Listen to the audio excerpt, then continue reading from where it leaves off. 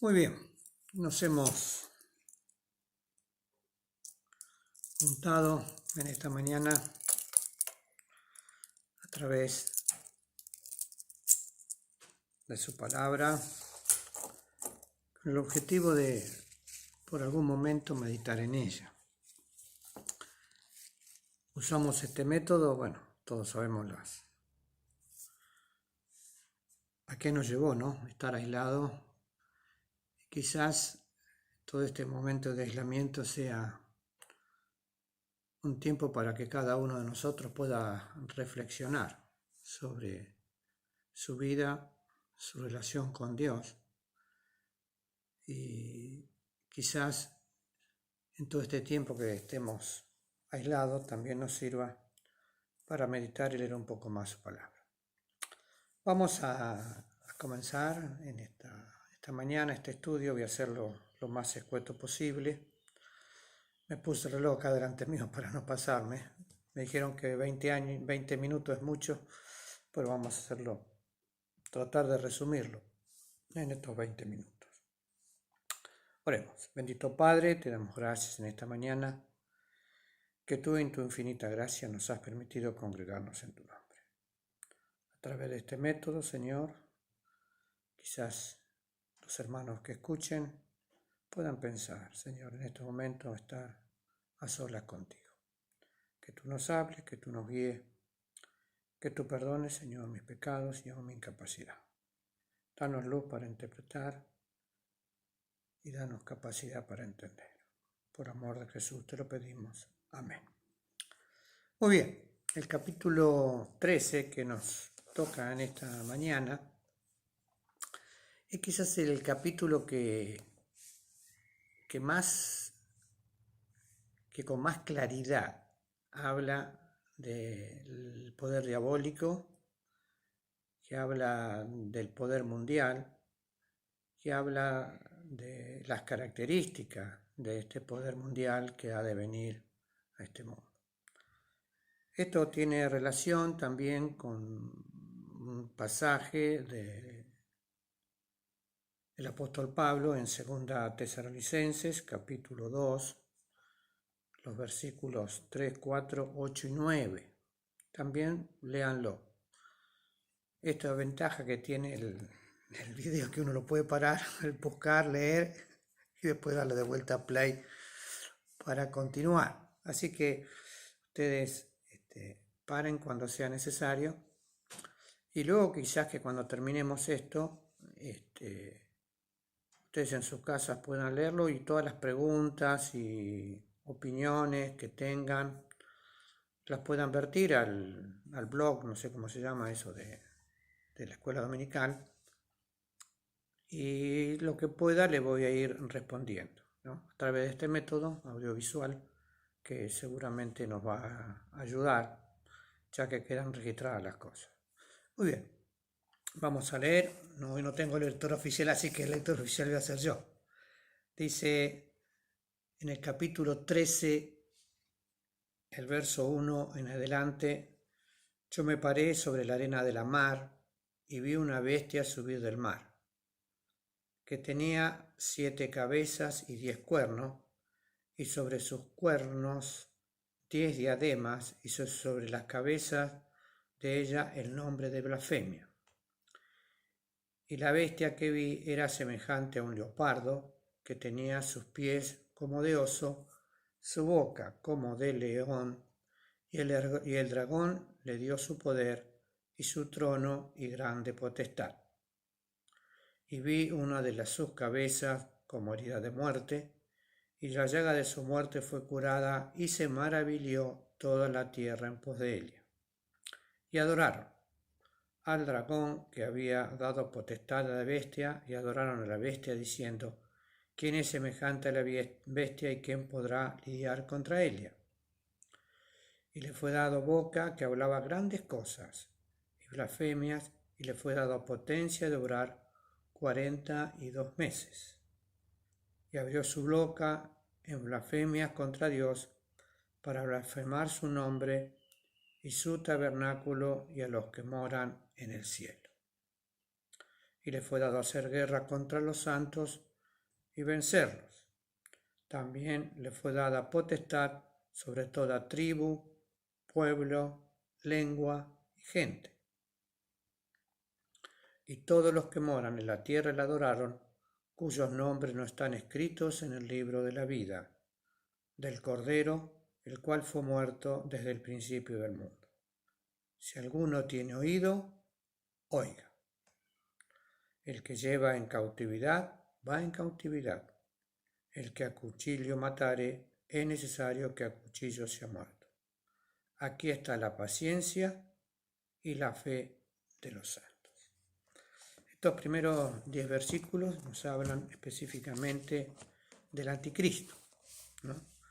El verso 1, cuando dice, y me paré sobre la arena de la mar, y vi una bestia subir del mar. Sin lugar a dudas, no, este hombre, que sin lugar a dudas es una persona que tiene unas características muy especiales, este hombre sube del mar. Y habíamos dicho ya tiempo atrás que el mar significaba las naciones del mundo, es decir, que todo el mundo le va a dar el poder a este hombre que se llama el anticristo. Si uno lee, ¿no?, el Apocalipsis 17:15, ahí vemos certificado que el mar significa las naciones, ¿no? Apocalipsis 17:15 dice, y me dice, las aguas que has visto, donde la ramera se sienta, son los pueblos, muchedumbres y naciones y lenguas. Entonces acá la Biblia se interpreta, como siempre decimos, a sí misma, y el mar significa todos los pueblos. Es decir, que el poder del anticristo viene de todas las naciones del mundo. ¿Cuándo? Esto es quizás lo más interesante. Quizás acá ahora tenemos que hacer alguna disquisición política. Y cuando digo disquisición me estoy refiriendo a una opinión. No soy, como siempre digo, dueño de la verdad, no es nada en este sentido, pero trato de analizar de la manera más desprejuiciada posible. Generalmente todas nuestras opiniones tienen un prejuicio y entonces por nuestra forma de ser, nuestra crianza, nuestra cultura, no podemos evitar, junto con la opinión, ver de dónde nace la opinión. A veces tiene que nacer de nuestra forma de ser. Por eso hace que seamos a veces imparciales en lo que opinemos. Pero digo que, ¿por qué las naciones han de buscar un líder supremo? Y esto ocurrió muchas veces en la historia, sobre todo en los imperios. Cuando se habla acá que la bestia tiene 7 cabezas, uno hace referencia a que las cabezas son, las 6 primeros cabezas son todos los imperios pasados, desde el imperio egipcio hasta el imperio romano. La 7ª cabeza es el periodo de gobierno del anticristo, ¿no? Y luego cuando dice que tiene 10 cuernos y 10 diademas, estos 10 cuernos significan que 10 gobiernos, que 10 naciones importantes le darán el poder al anticristo. Por eso tienen la corona, la diadema, que habla de poder, ¿no? De allí que en el mundo hay muchas fuerzas poderosas. Desde ya hay un grupo que se llama, el más famoso, ¿no?, del mundo, que es el G7, ¿no?, que es el grupo de los 7 países más importantes con las economías más importantes de este mundo, aunque ahora con esto del coronavirus todas esas naciones se han visto con graves problemas económicos. Pero estas naciones que tienen mucho poder económico siempre buscan no tomarse el poder. Sobre todo siempre escuchamos a los muchachos de la izquierda hablar de los imperialismos, ¿no? ¿Y el imperialismo a qué se refiere? El imperialismo se refiere a una nación que trata de gobernar, que dominar a todo el mundo. Pero el imperialismo necesita un emperador. Y este emperador es una persona que ejerce el gobierno en forma despótica, como la última, en el siglo pasado, como Hitler, supongamos, o como en Rusia Stalin, que ejerció el poder durante 25, casi 30 años, o como Franco en España, o como muchos a través de la historia. Y siempre el ser humano decir, ahora, ¿por qué, no sé, ¿por qué ascienden al poder estos hombres y hacen lo que es el poder? Porque la gente les da el poder. Es decir, los mismos pueblos, ante la falta de gobierno, ante los problemas económicos, ante la disolución política o social, como muchas veces dice, buscan a alguien que sea su salvador. Y la gente es así. Nosotros, al menos en nuestro país, lo hemos padecido muchas veces. Les comenté tiempo atrás el tema de Rosas, ¿no es así? Cuando en 1833, ¿no?, la provincia de Buenos Aires se encontraba en un problema político, económico de todo tipo, y entonces le dicen a Rosas que gobierne. Y Rosas dijo, para gobernar yo quiero todo el poder. Y entonces a Rosas los mismos políticos de la provincia de Buenos Aires, le dan todo el poder. Él tenía todo el poder, hacía lo que él le parecía y lo que quería, ¿no? Porque le dan la suma del poder público. También, en nuestra democracia, en los últimos tiempos, cada vez que eh, eh, este, establecen la emergencia económica. ¿Qué es la emergencia económica? La emergencia económica es ni más ni menos, o la emergencia social o la emergencia política, darle al presidente toda la capacidad para resolver las cosas sin pasar por el Senado o por la Cámara de Diputados. Es decir, que es muy, para los hombres siempre es más sencillo buscar una cabeza en la cual confiar, ¿no?, que un sistema político de carácter democrático en la cual teóricamente no hay cabeza, ¿no?, porque cada uno de los poderes se tiene que someter al otro. De allí que no es descabellado pensar que en un momento ante una disolución política, económica, social, aparezca la idea de encontrar el Salvador del mundo. De allí que aparece este hombre de poder. Cuanto más si pensamos que este hombre, este anticristo, el poder se lo va a dar ¿quién? Se lo va a dar el mismo Satanás, el dragón, porque dice acá, ¿no?, el texto,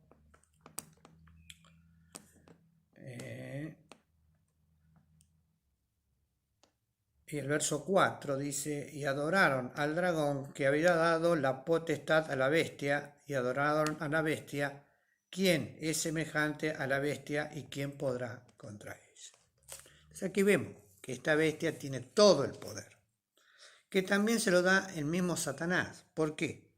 Si nosotros recordamos a la tercera de las tentaciones, cuando Jesús es llevado a un monte alto, ¿no?, y Satanás, ¿qué le dice? Le muestra todos los reinos del mundo. Y dice, te daré todos estos reinos si tú postraro me adorás. Es decir, que Satanás tiene poder sobre las naciones. ¿Desde qué punto de vista? Tiene influenciar espiritualmente, por supuesto, eso cobra cada uno de los gobernadores. Cuando uno ve a veces las cosas que hacen los gobiernos, dice, ¿cómo las hacen? Semejantes barbaridades, semejantes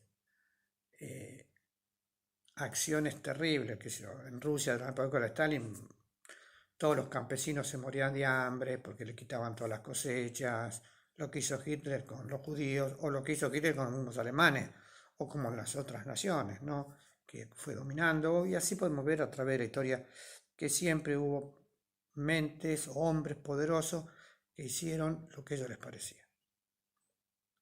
Imaginémonos ahora, cuando Satanás le va a dar todo el poder a la bestia, y también tenemos que ver el cumplimiento de la profecía. ¿Por qué? Porque el apóstol Pablo también lo anuncia. Entonces nosotros leemos en 2 Tesalonicenses,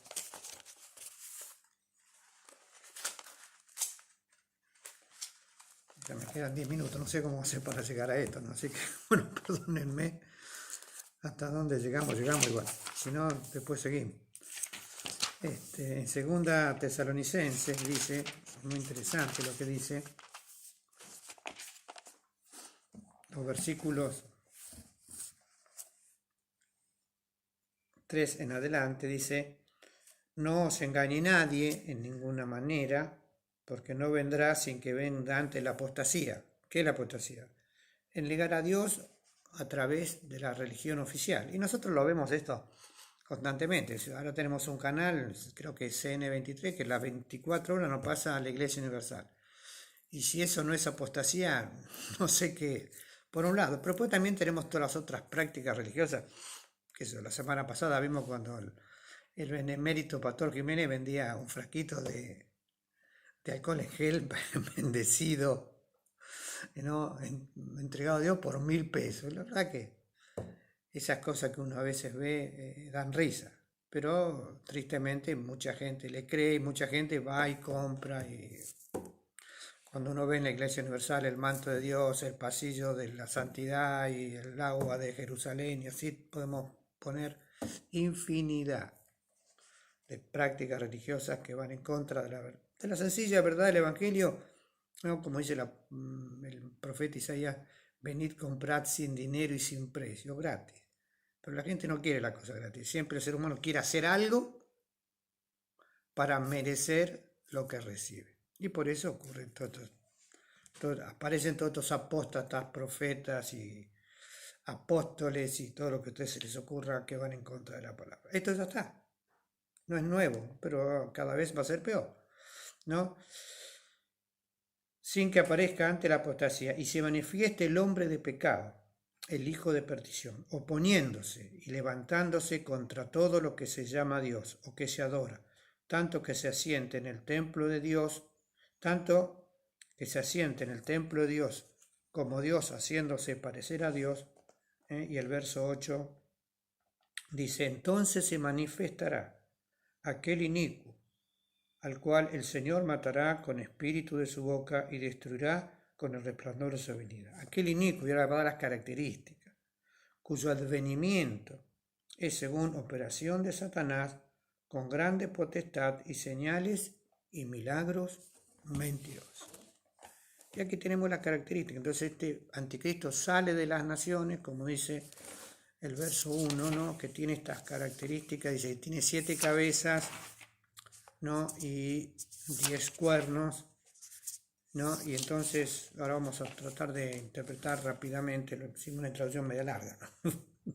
10 minutos no sé, pero bueno. Yo me parece, y tenía 7 cabezas. Las 7 cabezas, como decimos, muchos dicen que son las 7 imperios de la antigüedad, y las 6 cabezas, los 6 imperios de la antigüedad, y la séptima es la cabeza. En mi opinión, las 7 cabezas nos está hablando de una perfección en cuanto a inteligencia y capacidad, ¿no? Trato siempre de, cuando usamos las reglas de interpretación, no sé si habrán leído lo que le mandé a los maestros, que dice que la interpretación es la que más sale a primera vista. Entonces, podemos decir que esto es, no cosas de la antigüedad, los imperios y todo, mostrar los imperios, sino quizás las 7 cabezas, la perfección de inteligencia que debe tener este hombre, ¿no? Y los 10 cuernos y las 10 diademas significa eso así, las naciones que le van a dar el poder a este anticristo, ¿no? Y dice, y sobre las cabezas ella tiene el nombre de blasfemia. Blasfemia significa todo aquello que va en contra de Dios. Y la bestia, dice el versículo 2, era semejante a un leopardo. ¿No? Acá el leopardo, ¿qué significa? La velocidad, ¿no? El leopardo es uno de los animales que corre, creo que hasta 90 kilómetros por hora. Es uno de los animales más rápidos que se encuentran en el reino animal. Entonces, hablando de la velocidad como asciende al poder, ¿no? Y es en ese periodo de los 7 años que va a ascender a los primeros 3 años y medio, va a ser el momento de la consolidación del poder del anticristo, ¿no? De forma muy rápida, ¿no? Y luego los otros 7 años es la manifestación total del poder, como más abajo. Vamos a ver. Y vi una de sus cabezas como herida de muerte, y su llaga fue curada, y se maravilló toda la tierra en pos de la bestia.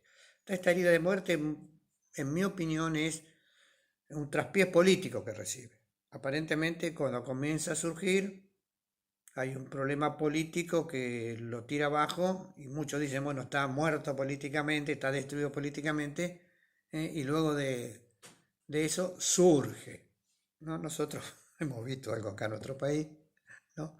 De aquellos políticos que decimos que estaban muertos, que no podían ya resurgir más y al poco tiempo nuevamente están en el poder. Es decir, para mí es eso. Esta herida es algo que políticamente ha sufrido una caída estrepitosa, pensando que ya nunca más se va a levantar y entonces nuevamente Satanás le da el poder para tomar la, el envión político para acceder quizás a través de las Naciones Unidas, a través del G7, a través del G20, de grupos de poder que lo van a entronizar en el gobierno mundial, que hoy en día nosotros podemos decir que se puede establecer un gobierno mundial porque con las comunicaciones en forma instantánea podemos tener no solamente saber lo que dicen los gobiernos centrales, sino que también los gobiernos centrales se pueden trasladar con aviones en horas en cualquier parte del mundo para establecer el poder de este imperio, que es el imperio del anticristo. El verso 4 dice, y adoraron al dragón, no Satanás mismo, que le había dado la potestad a la bestia, y adoraron a la bestia diciendo, ¿quién es semejante a la bestia? Ya lo habíamos leído este texto, ¿no? ¿Quién ha de poder lidiar con ella? Acá habla de todo el poder que va a tener. Y el verso 5 le fue dada una boca que hablaba grandes blasfemias, y le fue dada potencia por obrar 42 meses. Y acá nuevamente encontramos este tiempo, ¿no? de 42 meses, de 3 años y medio. Y quizás aquí tenemos una analogía. Nuestro Señor Jesucristo, su ministerio público, ¿de cuánto fue? De 3 años y medio, aproximadamente, ¿no? Hay algunas opiniones sobre esto, pero en general pensamos que si tomamos el libro del Evangelio de Juan, más o menos son 3 años y medio que dura el tiempo del ministerio público. O casualidad, la cual no es ninguna casualidad, sin lugar a dudas, que el gobierno del anticristo también va a durar 42 meses. Aunque el anticristo piense que su gobierno va a ser eterno, porque va a tener todo, pensará que tiene todo el poder del mundo, Cristo, al llegar al séptimo año, no, de la gran tribulación, desciende y ahí interrumpe y destruye a la bestia y a todo su poder. Muy bien, estos 42 meses, si pegaríamos la tirita, significa de la mitad hacia el final, ¿no? Es decir, acá es 42 meses cuando toma todo el poder.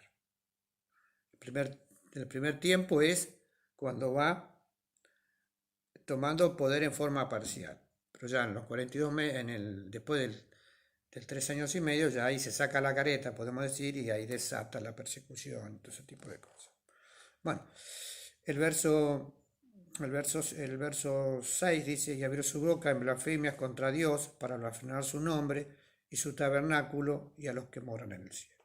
Y acá habla ya de una, podemos decir, una ideología totalmente atea, que algo que estamos viendo en todos los políticos y en todos los movimientos. Cada vez el ateísmo, ¿no? lleva a tomar más la mente de los hombres. Lo vemos nosotros con el tema del aborto, ¿no? Considerando que el ser humano no es nada, es solamente una célula y si se destruye, no pasa absolutamente nada. No tiene el carácter espiritual de la vida de Dios, de los objetivos de Dios y esas cosas. Por eso, nosotros tenemos que ir pensando que el mundo va cada vez más hacia una